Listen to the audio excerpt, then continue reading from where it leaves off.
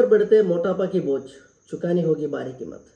प्रधानमंत्री नरेंद्र मोदी ने हाल ही में मन की बात में भारत में बढ़ते मोटापा के संकट पर प्रकाश डाला है। खासकर बच्चों में उन्होंने कहा कि 8 में से 1 भारतीय इससे प्रभावित है। उन्होंने लोगों से हर महीने तेल की कंजम्पशन में 10% की कटौती करने का आग्रह किया है और स्वस्थ राष्ट्र के लिए मोटापा से निपटने की आवश्यकता पर जोर दिया है। पहले समझते हैं ओबेसिटी का अर्थ। ओबेसिटी का मतलब है किसी निश्चित ऊंचाई के लिए स्वस्थ वजन से अधिक वजन होना या जब शरीर में अत्यधिक फैट जमा हो जाती है।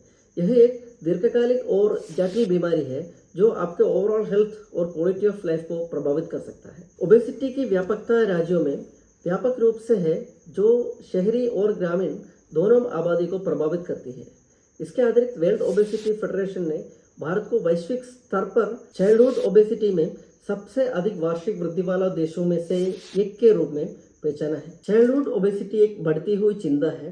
एनएफएचएस डेटा से पता चलता है कि 5 साल से कम उम्र के अधिक वजन वाले बच्चों का 2.1% से बढ़कर 3.4% हो गया है। वर्ल्ड ओबेसिटी एटलस 2022 के अनुमानों के अनुसार 2030 तक 5 से 9 वर्ष की आयु के बच्चों में मोटापा की व्यापकता 10.81% और 10 से 19 वर्ष की आयु के बच्चों में 6.23 तक पहुंच जाएगी। भारत में मोटापा की महामारी के कारण अल्पोषण से अधिक पोषण की ओर संक्रमण ऐतिहासिक रूप से भारत कुपोषण और अल्पोषण से जूझता रहा है, जिससे आबादी के एक बड़ा हिस्सा भोजन की कमी से पीड़ित रहा है।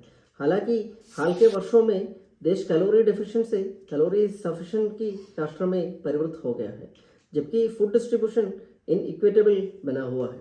खराब आहार संबंधित आदतें, high fat, salt and sugar खाद्य पदार्थों और अल्ट्रा प्रोसेस्ड खाद्य पदार्थों की बढ़ती कंजम्पशन मोटापा के प्राइमरी ड्राइवर में एक है।